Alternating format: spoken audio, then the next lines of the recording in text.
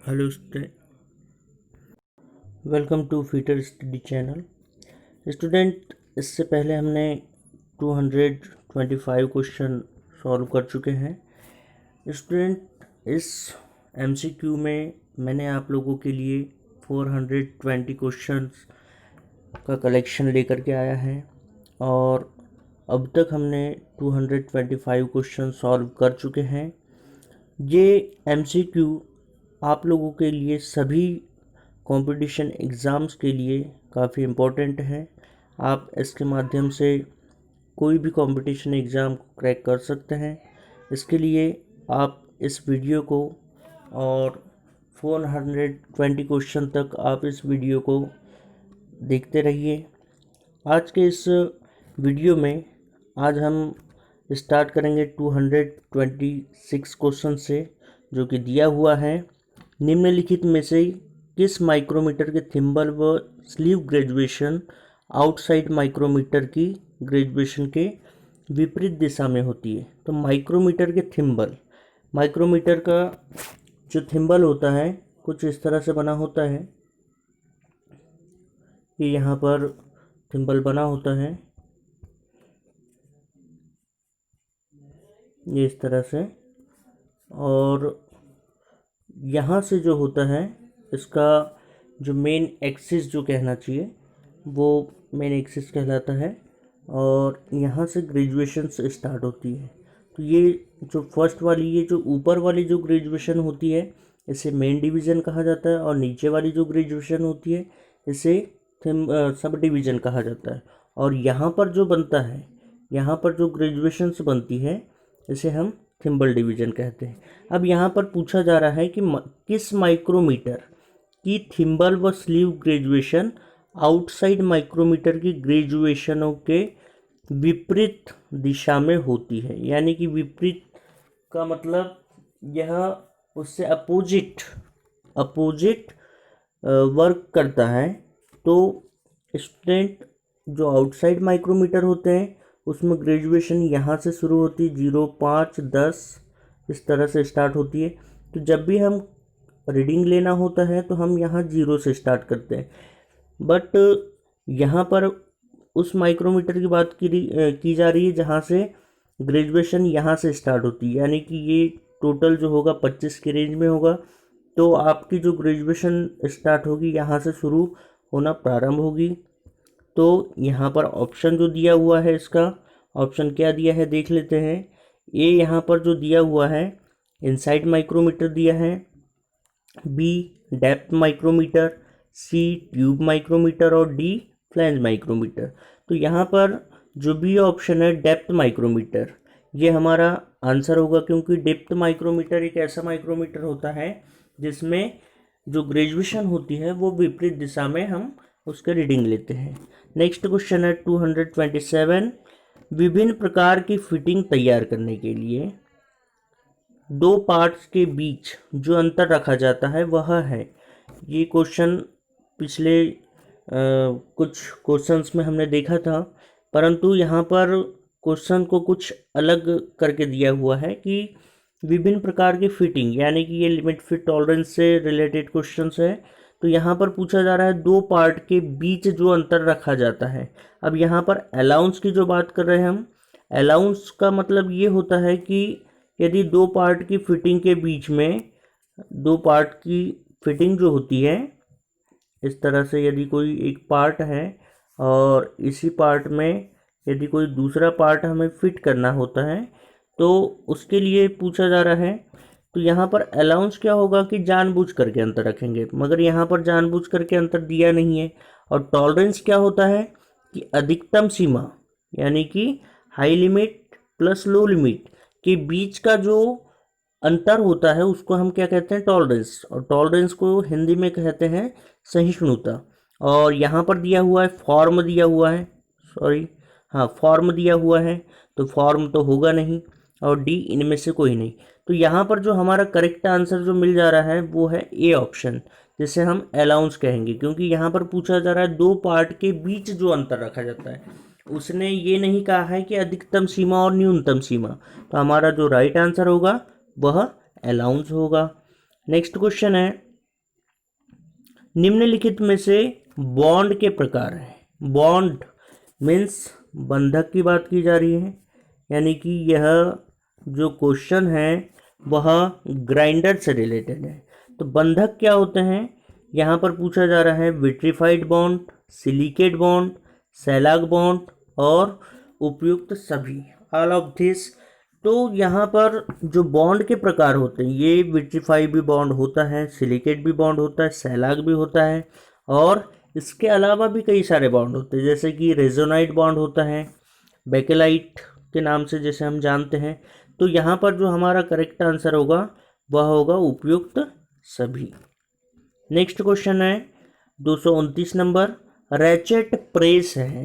Ratchet press यानी कि इसमें स्टूडेंट, रैचेट प्रेस का मतलब ये होता है कि इसमें एक लीवर लगा होता है और जिसको घुमा करके हम किसी भी वस्तु के ऊपर प्रेशर देते हैं। तो यहाँ पर इसके ऑप्शन देख लेते हैं 229 के, जो कि ऑप्शन में यहाँ दिया हुआ है।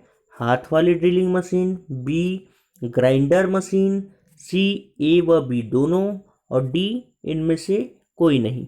तो जैसे कि मैं अभी इससे पहले लीवर की बात किया था, तो यहाँ पर एक लीवर लगा होता है और प्रेशर के लिए एक, यहाँ पर एक प्रेशर के लिए एक पार्ट काम करता है।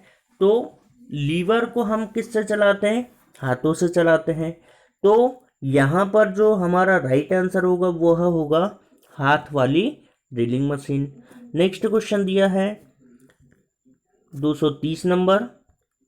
निम्नलिखित में से कास्ट आयरन की 3 मात्रा कौन कौन सी है? यहाँ पर पूछा जा रहा है कास्ट आयरन की 3 मात्रा। अब ये मात्रा जो दिया हुआ है, ये मात्रा की जगह यहाँ पर क्या आएगा? टाइप्स मीन्स प्रकार, कि कास्ट आयरन के 3 प्रकार कौन से हैं। तो यहाँ पर पूछा जा रहा है white cast iron, B grey cast iron, C mottled, actually mottled नहीं होता, मॉल्टेड होता है, मॉल्टेड कास्ट आयरन, और डी उपयुक्त सभी। तो कास्ट आयरन की यह तीनों प्रकार होते हैं, white cast iron, grey cast iron, molted cast iron and उपयुक्त सभी। तो राइट आंसर होगा उपयुक्त सभी। नेक्स्ट क्वेश्चन पूछा जा रहा है 231। मशीन के स्पिंडल के इंटरनल टेपर का रनआउट चेक करने के लिए, मशीन का जो स्पिंडल होता है, ये इस तरह से यहाँ पर स्पिंडल बना होता है। अब इसके अंदर में हल्का सा टेपर बना होता है, ये इस तरह से टेपर बना होता है। ये भाग जो होता है यहाँ अंदर टेपर होता है जो कि दिखाई नहीं देता। तो यहाँ पर पूछा जा रहा है कि रन आउट चेक करना है। तो यहाँ पर हम किसका इस्तेमाल करेंगे? तो dial test indicator, test mineral और dial test indicator, precision height gauge और test mineral and precision height gauge. तो यहाँ पर डायल टेस्ट इंडिकेटर क्या काम करता है कि किसी भी जॉब की सरफेस को चेक करने का काम करता है डायल टेस्ट इंडिकेटर। अब यहाँ पर टेस्ट मिनरल जो दिया हुआ है और डायल टेस्ट इंडिकेटर, तो ये हमारा टेस्ट मिनरल जो होता है, यहाँ पर जो आपको बी ऑप्शन में जो दिखाई दे रहा है टेस्ट मिनरल, तो इसी के द्वारा हम किसी भी मशीन का जो स्पिंडल होता है जो कि टेपर में होता है, उसका टेस्ट मिनरल और डायल टेस्ट इंडिकेटर के द्वारा हम चेक करते हैं। नेक्स्ट क्वेश्चन दिया है चीजल की शेप कैसी होती है? चीजल यानी कि छैनी। तो चीजल का आकार कैसा होगा? त्रिभुजाकार, बी चतुर्भुजाकार, सी पंचभुजाकार और डी अष्टभुजाकार। यानी कि चीजल जो बना होता है वो अधिकतर कैसा बना होता है? ऑक्टागोनल शेप में बना होता है। ऑक्टागोनल शेप ये इस तरह से बना होता है, ये यहाँ पर 1 और ये 2। अब ये यहाँ पर 1 2 3 4 लाइनें आपको दिखाई दे रही है। तो इसके फेस कितने होंगे? एक फेस ये होगा, दूसरा फेस और ये तीसरा फेस। ठीक है स्टूडेंट, तो ऐसे ही यह पूरा गोल घूम करके आएगा, तो इधर में भी ऐसी लाइनें बनेगी। तो यहाँ पर पूछा जा रहा है त्रिभुजाकार, चतुर्भुजाकार, पंचभुजाकार और अष्टभुजाकार। तो यहाँ पर हमारा जो करेक्ट आंसर होगा वह होगा अष्टभुजाकार यानी कि ऑक्टोगोनल। मगर कभी ऑप्शन में अष्टभुजाकार नहीं दिया है और वहाँ पर षटभुजाकार दिया है, तो उस समय में आपका जो आंसर होगा वह षटभुजाकार हो जाएगा। और अष्टभुजाकार दिया है तो सबसे पहले इम्पोर्टेंस देना है आपको अष्टभुजाकार को। तो चीजल की शेप कैसी होंगी? अष्टभुजाकार। नेक्स्ट क्वेश्चन है 233, जो कि फिर से चीजल का दिया हुआ है। चीजल का कटिंग एंगल कितना होता है? चीजल का जो कटिंग एंगल है, यहाँ पर यह नहीं पूछा जा रहा है कि चीजल का झुकाव कोण या चीजल का पॉइंट एंगल कितना होता है, यह नहीं पूछा जा रहा है। यहाँ सिर्फ कटिंग एंगल की बात की जा रही है। तो कटिंग एंगल का रिलेशन है पॉइंट एंगल से। तो यहाँ पर जो चीजल का जो पॉइंट एंगल होता है 30 डिग्री, 40 डिग्री, 50 डिग्री और 10 डिग्री। तो चीजल का जो कटिंग एंगल होता है वह कितना होगा? 40 डिग्री का होता है। नेक्स्ट क्वेश्चन है 234 नंबर, स्ट्रेट कॉटर कैसा होता है? स्ट्रेट कॉटर की हम बात कर रहे हैं, तो यह कोई सॉफ्ट है, यह एक सॉफ्ट है, ये इस तरह से कोई सॉफ्ट है और यहाँ पर एक होल बना हुआ है और इसी में एक पुल्ली या दूसरा शाफ्ट को फिट करना है जो कि कॉटर के माध्यम से। तो यहाँ पर कॉटर का आकार पूछ रहा है कि स्ट्रेट कॉटर कैसा होता है, तो स्ट्रेट भी लिखा जा रहा है और नाम भी दिया जा रहा है कि स्ट्रेट कॉटर कैसा होता है। तो बहुत ही सरल सा प्रश्न पूछा जा रहा है कि आकृति में सीधा होगा, टेढ़ा होगा, सी गोला होगा और डी उपयुक्त सभी। तो स्ट्रेट कॉटर, हिंदी में स्ट्रेट को हम कहते हैं सीधा, तो यहाँ पर जो हमारा राइट आंसर हो जाएगा वह क्या होगा? आकृति में सीधा होगा। तो इस तरह से हमारा कॉटर होता है जो कि पुल्ली या शाफ्ट को दोनों को एक साथ चलाने के लिए हम कॉटर का इस्तेमाल करते हैं। जैसे कि साइकिल का जो पैडल होता है, जो पैडल वाला जो शाफ्ट होती है और उसी में एक शाफ्ट होती है जो कि जोड़ने का काम करती है, तो वहाँ पर हम किसका इस्तेमाल करते हैं? कॉटर का। नेक्स्ट क्वेश्चन है 235, निम्नलिखित में से कौन बेल्ट ड्राइव के नाम है? बेल्ट ड्राइव पूछा जा रहा है कि कौन सा बेल्ट ड्राइव होता है? A flat belt drive, B V belt drive, C round belt और डी उपयुक्त सभी। तो यहाँ पर ये सारी की सारी बेल्ट ड्राइव होती है, तो राइट आंसर होगा उपयुक्त सभी। 236 नंबर क्वेश्चन पूछ रहा है, 1 माइक्रोन का मान होता है, 1 माइक्रोन का मान होता है तो 0.1 मिलीमीटर, 0.01 मिलीमीटर, सी 0.001 मिलीमीटर और डी पूछा जा रहा है 0.0001 मिलीमीटर। तो हमारा राइट आंसर होगा सी ऑप्शन, जो कि 0.001 मिलीमीटर होता है। नेक्स्ट क्वेश्चन पूछ रहा है 237 नंबर, वर्नियर बेवल प्रोटेक्टर का अल्पतमांक होता है। Option A 0.005 millimetre, B 5 minute, ये है जो आपको सिंबल दिख रहा है वह मिनट का होता है, सी ऑप्शन दिख रहा है 5 डिग्री और डी 0.5 मिलीमीटर। तो वर्नियर बेवल प्रोटेक्टर का अल्पतमांक कितना होता है? 5 मिनट होता है, जो कि बी ऑप्शन करेक्ट है। 238 नंबर क्वेश्चन, कास्ट आयरन बनाया जाता है, कास्ट आयरन को किस भट्टी में बनाया जाता है? तो कास्ट आयरन को इलेक्ट्रिक फर्नेस द्वारा बनाया जाता है, ब्लास्ट फर्नेस द्वारा, क्यूपोला या पुडलिंग। तो हीट ट्रीटमेंट की इससे पहले मैंने जो प्रोसेस आपको बताई थी, तो वहाँ पर कुछ आपको ट्रिक बताया था, यानी कि जो पिग आयरन जो निकलता है वह किससे निकलता है? ब्लास्ट फर्नेस से, जो कि इसका जो रेशो बताया था मैंने पीबी के नाम से बताया था। कास्ट आयरन जो निकलता है वह क्यूपोला, इसका रेशो सीसी होता है और जो रॉट आयरन होता है वह डब्ल्यूपी का रेशो मैंने आपको बताया था, जो कि डब्ल्यूपी के नाम से मैंने आपको शो किया था। तो इस तरह से हम याद कर सकते हैं, ये सारे आयरन हैं और ये फर्नेसेस के नाम हैं। तो ये पिग आयरन जो कि blast furnace, cast iron cupola, wrought iron puddling furnace. तो यहाँ पर हमारा जो ऑप्शन दिया जा रहा है वह है क्यूपोला, तो राइट आंसर होगा क्यूपोला फर्नेस द्वारा। नेक्स्ट क्वेश्चन है 239 नंबर, निम्नलिखित में से पुल्ली ड्राइव की कौन सी हानियां हैं? पुल्ली ड्राइव की कौन सी हानियां होती है? इसमें स्लीपेज का भय रहता है, यह कम लोड उठाती है, यह कम लोड उठाती है। क्वेश्चन पुल्ली ड्राइव से रिलेटेड है। पुल्ली ड्राइव यानी कि जब कोई पुल्ली चल रही है तो पुल्ली चलते समय कौन सी हानि हो सकती है? तो स्लीपेज का भय रहता है, बिल्कुल रहेगा। यह कम लोड उठाएगी, जो कि बिल्कुल सही है। और सी ऑप्शन यहाँ पूछा जा रहा है, यह ज़्यादा जगह घेरती है। और डी उपयुक्त सभी सत्य हैं। तो ये सारी बातें सत्य हैं, तो यह हमारा आंसर राइट होगा। क्वेश्चन नंबर 240, निम्नलिखित में से गियर ड्राइव के कौन कौन से लाभ हैं? गियर ड्राइव के कौन से लाभ होते हैं?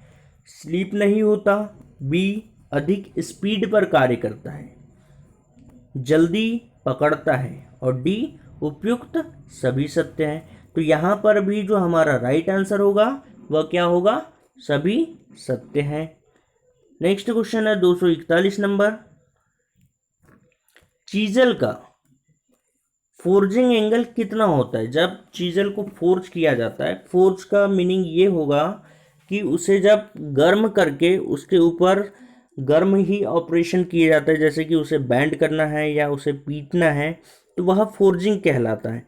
तो उस समय में उसका एंगल कितना रखा जाता है? ए दिया हुआ है 30 डिग्री, बी 40 डिग्री, सी 50 और डी 10 डिग्री। तो यहाँ पर जो हमारा राइट आंसर होता है वह होगा ए 30 डिग्री। चीजल का फोर्जिंग एंगल कितना होगा? 30 डिग्री होता है। नेक्स्ट क्वेश्चन है 242 नंबर, टेपर टेप की कितनी चूड़ियां ग्राइंड होती है? अब यहाँ पर टेप की जो फॉर्म पूछ रहा है, तो जो टेपर टेप होती है, जैसे हम फर्स्ट टेप के नाम से जानते हैं, तो उसकी कितनी चूड़ियां ग्राइंड होती हैं? तो यहाँ पर सबसे पहले ए जो दिया है 5 या 6, बी 4 या 5, सी 2 या 3 और डी जो दिया है 1 या 2। तो टेपर टेप यानी कि फर्स्ट टेप की बात हो रही है, तो उसकी जो शुरुआत की जो चूड़ियां होती है, इस तरह से टेप बना होता है, यहाँ पर ये टेप बना होगा, और इसकी जो चूड़ियां होती है, ये जो चूड़ियां बनी होती है ये वाला भाग, तो ये कितनी चूड़ियां इसकी ग्राइंड कर दी जाती है? तो यहाँ पर जो 5 या 6 जो दिखाई दे रहा है वह राइट आंसर होता है। नेक्स्ट क्वेश्चन पूछा जा रहा है 243 नंबर, फिक्स्ड डाई के अंदर कितने होल होते हैं? फिक्स्ड डाई, इसके अंदर कितने होल होते हैं? 2, 3, 4 या 5। तो फिक्स जो डाई होती है वह उसमें 4 होल बने होते हैं। नेक्स्ट क्वेश्चन पूछा जा रहा है, स्प्लिट डाई का आकार किस अक्षर जैसा होता है? स्प्लिट डाई, स्प्लिट डाई जो कि इस तरह से बनी होती है, ये यहाँ पर चूड़ी काटने के लिए स्क्रू के माध्यम से, और यह पूरा राउंड शेप में होता है। तो यहाँ पर आप देख रहे हैं कि स्प्लिट जो डाई है वो कुछ इस तरह से घूम करके आई है। तो यहाँ पर ऑप्शन पूछा जा रहा है ए, और बी में बी दिया है, सी में सी दिया है, और डी का डी पूछा जा रहा है। तो यहाँ पर जो राइट आंसर होगा वह हमारा कौन सा होगा? सी ऑप्शन हो जाएगा, जो कि करेक्ट आंसर है। तो स्प्लिट डाई का आकार कैसा होता है? सी अक्षर के आकार का। नेक्स्ट क्वेश्चन है 245 नंबर, निम्नलिखित में से यूनिवर्सल सरफेस गेज का कौन सा पार्ट डेटम एज के साथ साथ समानांतर लाइनें खींचने के लिए काम आता है या सहायक होता है? तो यूनिवर्सल सरफेस गेज, इस तरह से हम यूनिवर्सल सरफेस गेज को स्केच कर सकते हैं छोटे आकार में, और ये इस तरह से इसका बेस बना दिया हमने, ये यूनिवर्सल सरफेस गेज होता है। और यहाँ पर 2 गाइड पिन है, इसका स्नग ये यहाँ पर बना दिए, ये इस तरह से स्क्राइबर लगा हुआ है यहाँ पर, और ये इसका ऊपरी छोर, ये हो गया अब क्या? Universal surface gauge. अब समानांतर लाइनें खींचने के लिए। स्टूडेंट ये जो क्वेश्चन आपको मैं बता रहा हूँ ये काफ़ी बार पूछा जा चुका है। तो यहाँ पर देखिए समानांतर लाइन खींचना है और डेटम एज के समानांतर। डेटम एज का मीनिंग ये होता है कि इससे कोई सरफेस लगी हुई है, इस तरह से कोई सरफेस लगी हुई है और इसी के समानांतर लाइनें खींचनी है। तो यहाँ पर हम स्क्राइबर पूछा जा रहा है, रॉकर आर्म, गाइड पिन और डी फाइन एडजस्टिंग स्क्रू।